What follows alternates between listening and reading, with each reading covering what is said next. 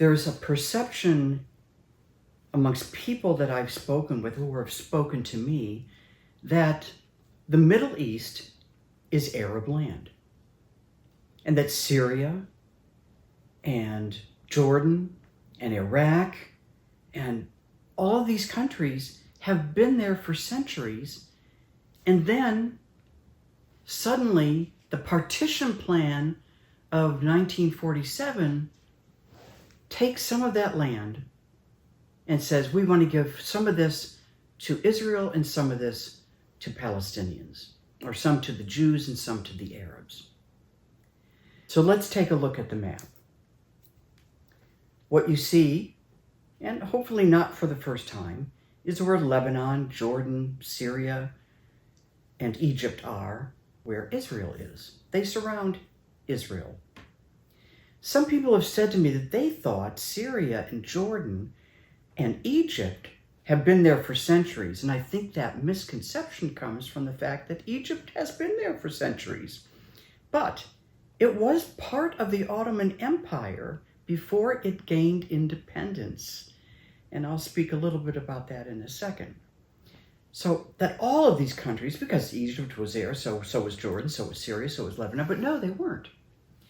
They were created by the French and the British between the years 1920 and 1948. Imagine that. All of them. And it wasn't Arab land. And before 1920, there was no Egypt, Lebanon, Jordan, and the Egypt that we know today. It wasn't there. Neither was Israel. I'd like to show you a map of where these countries came from and how it happened.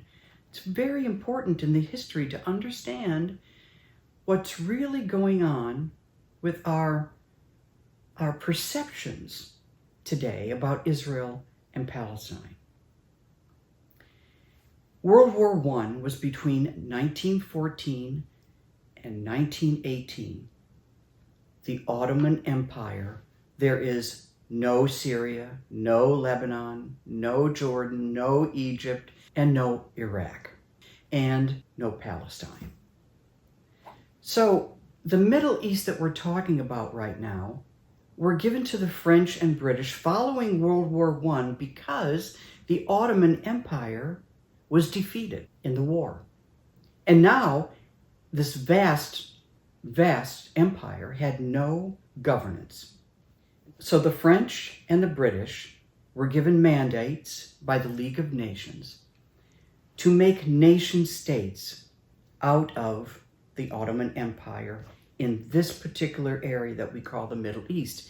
Then, according to the map, and you can see it, you're going to see what's called a Vilayet of Beirut. And you're going to see a bunch of other little sections called sanjaks. Well, Vilayet means province, and sanjak means districts. But what you're seeing is the Vilayet of Beirut, which became, before World War I, it became part of the Vilayet of Syria. So what you're actually looking at here is all of what was called the province of Syria in the Ottoman Empire. Notice there's no Egypt, no Lebanon, no countries carved out the way the Middle East looks today. Notice there is no Palestine. So when we hear Palestine was a state, Palestine you've taken, no, Palestine was not a state. It wasn't there. You might say, how do you know there would have been no Palestine?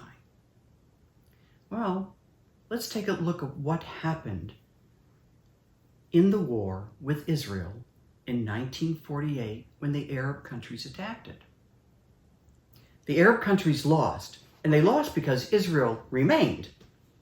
Okay, but Jordan, who had attacked Israel, had won a part of the territory today that we call the West Bank. And Egypt had won part of the territory called Gaza. So in 1948, they had the West Bank and Gaza. And they held on to this land for 19 years and never made a Palestinian state. The misconception that Israel stole Palestinian land. The land belonged to the Turks. The Turks were not Arabs. It was Turkish land in the Ottoman Empire, in the province of Syria, and in that area where these Middle Eastern states were created were Arabs, Jews, Armenians, Kurds, and Greeks. It was a multicultural, multilingual empire. It didn't belong to one group. So Israel did not steal land from the Arabs or from the Palestinians. It was given land out of the Ottoman Empire.